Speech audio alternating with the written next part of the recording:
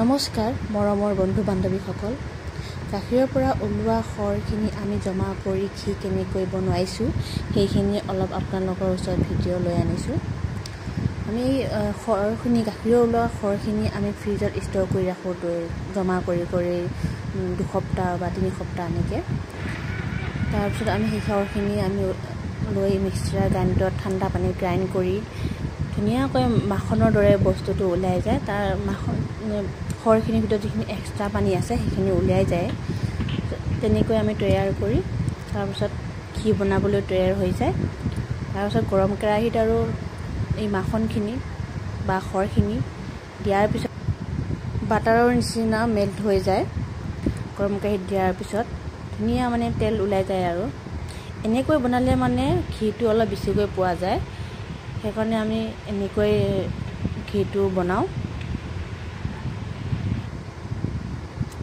ঘিখিনি আমি এটা ঠাণ্ডা হৈ যোৱাৰ পিছত আমি এটা বটলত ষ্ট'ৰ কৰিলোঁ